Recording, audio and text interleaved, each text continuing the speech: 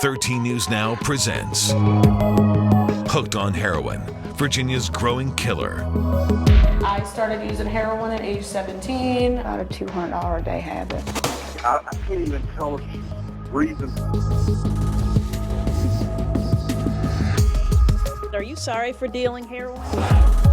Why do this if you're not addicted to it? It led to me wanting to commit suicide.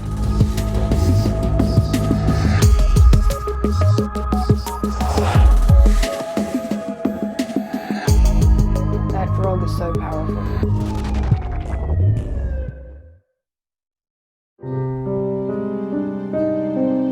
She was scared to die. Iowa White 911, what's the address of your emergency? She didn't want to die, and we talked about that. She knew it was a possibility, but I don't think she ever thought it would happen to her. What happened to Rachel Prince Coot is another tragic example of why heroin causes more accidental overdose deaths than any other drug. Cassie is Rachel's sister. Just a really nice person. Had 2 kids. Wonderful sister. As teenagers, it was Rachel who got caught up in the wrong crowd and a first bout with heroin. Cassie intervened. So I told my parents, and they put a halt to it. The addiction was never kicked. And she would tell me, "Oh, I'm not addicted to it. I just I'm stressed out, and I need to do this." And while in the process of finding a new doctor for treatment, bad went to worse while at her brother's house. Is she awake? No, I can't wake her up. I don't know what's going on. I don't know, but I need some help here. I had spoke to her that night around 10 p.m. She sounded great. She was happy. We had a fairly lengthy conversation. She said she was going to go to sleep, make the kids some food, and go to bed. About 6 a.m. in the morning, my brother found her. Lifeless, slumped over in the bathroom. This is the spoon that lay next to her purse and the needle she used still on the floor. You consider her a victim? She was. Yeah, she was. I mean, she made that first choice to try drugs. No one forced it on her, no one held her down and made her do it. But no one chooses to be addicted. That attitude has law enforcement aggressively going after the dealers. When she passed away, the investigators came and they took her phone and they like, "Oh, we're gonna investigate this." And I was kind of like, "Oh yeah, sure, nothing's gonna happen." Rachel came on our screen when I was notified of overdose in Iowa County. Charles is an undercover narcotics agent and says cases against heroin dealers are not always easy to make. And we work up the chain. We go to the middleman, then we go up to the bigger dealers and get to know the trade. This is raw heroin. These are purple baggies used to hold heroin that were found where someone overdosed. One of these is a bundle with about 1 gram of heroin that sells for about $100 on the street. These are empty capsules purchased at a vitamin store that hold 1/10 of heroin. And this caffeine powder is an example of an adulterant dealers use to cut heroin, making a little go a long way. Charles says dealers never quite realize when someone is looking. Like in this exclusive video capturing a dealer preparing cocaine, cooking and counting money. This is the result of a search warrant served in Hampton. Phones, weapons, money, scales, heroin, and marijuana. In Rachel's case, you're now giving someone something that's illegal that you know is going to cause harm to them or could kill them, and you know they have a problem. So, I want to prosecute these people. That cell phone they took, text messages spell out a heroin transaction that may have eventually led to Rachel's death. Texting to someone named Country, "Rachel, I'm coming to see you. Be over that way in 45 minutes. Country, "Okay, that's cool. What you need?" Rachel, 5 or 6, not sure. Country, "K." Then later, Country, "Okay, what you need?" Rachel, "Got to cash the check, then I'll be ready. Can you do 6 for 50? Country, "Yeah, you find a place open." That was May 25th. Rachel was dead 5 days later. Her phone, needles in her purse, and 4 baggies still filled with heroin, while 2 others were empty. She's got some syringe here. Do you think of what else you might have been able to do? I mean, of course, you always have those thoughts.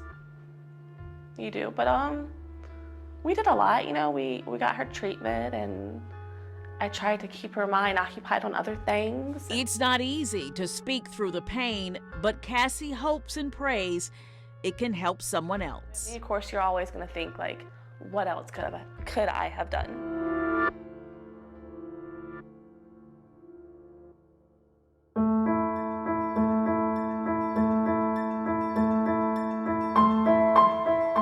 Days clean and 90 days clean.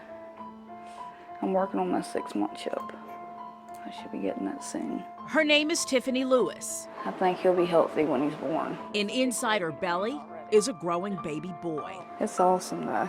Inside her heart is a desire to stay clean, get away from heroin and the life addiction made her lead. His name's going to be Chance Antonio. Because I named him Chance because this is my second chance in life to do better. She's been here since July. The Southeastern Family Project Residential Substance Abuse Treatment Program is run by the Community Services Board of Hampton and Newport News, specifically for pregnant women. Did you ever overdose? Yes, 4 times. What was that like? My son found me in the bathroom. The only thing I remember is waking up in the hospital, seeing them and hooked to machines. Tiffany was introduced to heroin by a friend. It was her way to mask the pain she felt after witnessing the father of one of her 3 kids get shot. Jump up on the hood and ow, right through the windshield. Then this year, after serving 1 year for possessing heroin, she started using again, 2 months after being released. And I called my probation officer and told her I needed help. I knew I couldn't stop. And I didn't want to harm my baby because at least a week before that I had found out I was pregnant. I knew I needed help. There wouldn't have been no other way. I wouldn't have stopped. That drug is so powerful. So powerful, and a habit almost impossible to kick. It's very strong. We all have internal opioid receptors in our bodies that help us control pain. But when heroin enters the body, it turns to morphine and stimulates those receptors in the brain.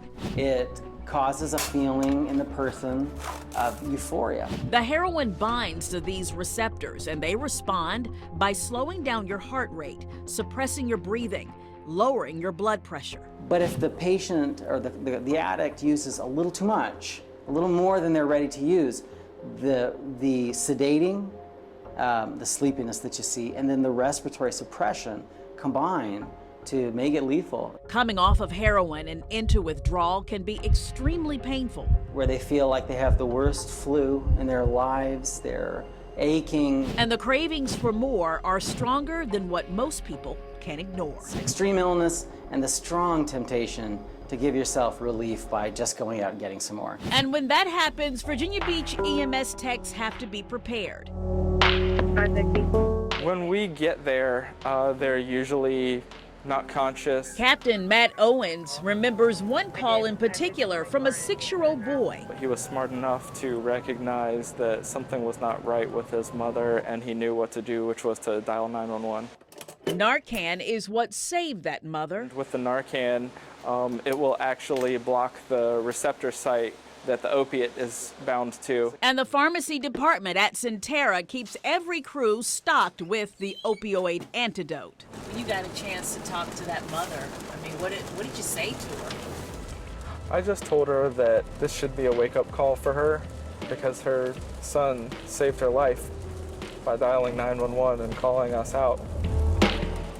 We responded back out for the same thing, and she had already passed away at that point.